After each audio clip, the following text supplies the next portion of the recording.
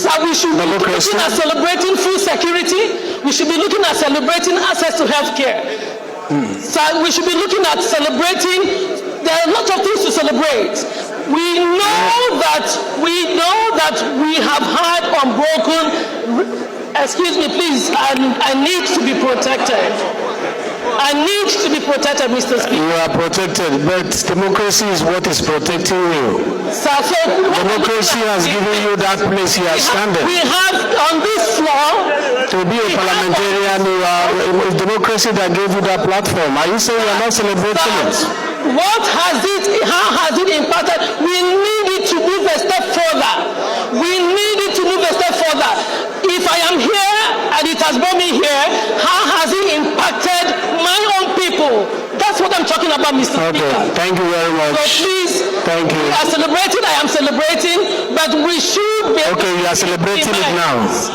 Implement what we have been doing here. Okay, thank you. So you are celebrating it now.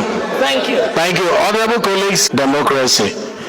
That's the last words countered her first word, because democracy gave her the platform to be able to address this issue, and to say she is not celebrating it is what's better. Honorable Kafilat, I want to hear you speak, please. We have had so many prophecy that Nigeria was going to break. That was in 2015. And of course, today we have had several elections, and today as we speak, we have a president that is one of those that fought for the democracy of Nigeria. We have a president that did an election and lost in his own state. That is democracy. Today, we know that democracy is government of the people, by the people, and for the people. As we speak today, the population of Nigeria as it stands, Nigerian women constitute about half of that population. And a nation that decides to underutilize the potential of about half of our population will go nowhere. I want to appeal that as we celebrate Nigeria's democracy today being 25 years, we should, as leaders of thought, I am happy that the national chairman of the largest party in Africa, APC, is here seated. We need political party reform. You are protected. Hello. We need. Hello. I am still on my feet. Mr. Speaker, I need your protection. I am still on my feet. You are protected. I am still on my feet, and nobody can intimidate me. Honorable Kafilat. Yes, like I was saying. Honorable Kafilat. We need Honorable Kafilat, calm down. Yes. You are protected by the chair. Thank you. Honorable Kafilat, you have not said anything that is not a fact. Thank you. Honorable Kafilat, the fact speaks for itself. Yes, you said. And the references you made, they are not debatable. Thank you, sir. So you are protected. Go ahead. Yes, like I was saying, Mr. Speaker. Today, as we speak, Nigerian women are being marginalized, and this is the reality. We want political party reforms as we celebrate this democracy. We want a situation where the electoral body of this nation will reject single gender lists from our political parties, where lists are submitted for houses of assembly and they are all men, where lists are submitted for houses of representatives and they are all men, where lists are submitted for councillors at the local government level and they are all men. This is undemocratic. As we speak today, Nigerian women constitute the largest of the political participants, but Nigerian women are being used as singers, as dancers, as clappers. We want the women on the table. We want the women where political decisions are being made. We want our women where business decisions are being made. Happy democracy, Nigeria. Thank you very much. Thank you. As we move forward and as we advance as a democracy, there is a need for leadership at every level. Everything rises and falls on leadership. I heard one of the speakers said, Nigeria is rich Nigeria is rich in resources. Nigeria is rich in human capital.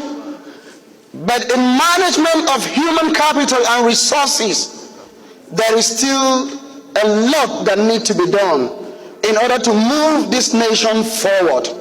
Mr. Speaker, we are glad because of democracy we are standing here.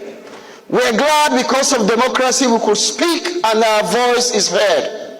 Mr. Speaker, there is still need for freedom in Nigeria. There are parts of Nigeria that cannot go and pray freely. There are other parts of Nigeria that cannot mingle freely. And if we are saying that we are practicing democracy, then there shall be freedom and the same law, constitution that govern one part of Nigeria should also govern the other part of Nigeria if we are practicing democracy. I want to say, Mr. Speaker, that Nigeria indeed have received and has progressed in many dimensions.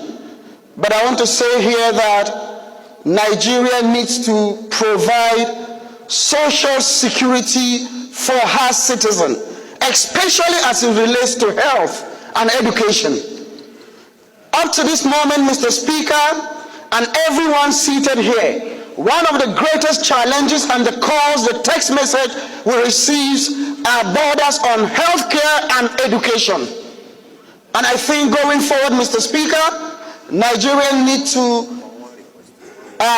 get her healthcare system right. Without health, there is no productivity.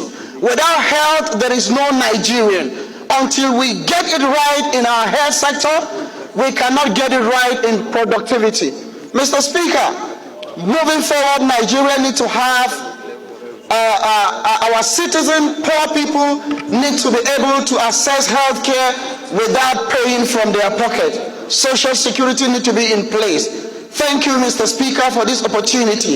And thank you for democracy. Thank you, Nigerians. Honorable Isiaka. Then Honorable Jaha, get ready. Especially the opportunities it has granted to this country over 25 years. One, it has provided citizens a process to participate in the political process of a country without hindrance. Secondly, it has provided individuals freedom of speech and freedom of expression. Freedom, it has provided, it has guaranteed civil liberties where people have freedom of religion, freedom of association, freedom of assembly, which were not there. The society, the citizens could not have enjoyed that without democracy. There is the issue of accountability. The people holds people in governance accountable, and it is their duty to present themselves before the people that elected them to account for their stewardship.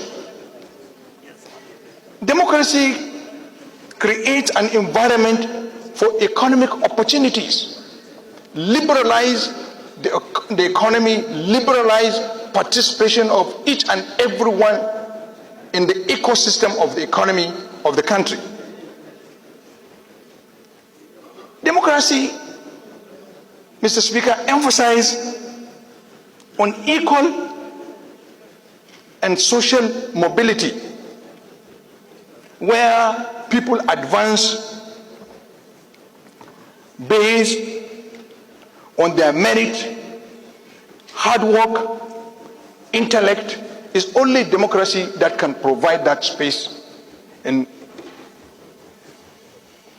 open the society for people, for citizens to actualize themselves.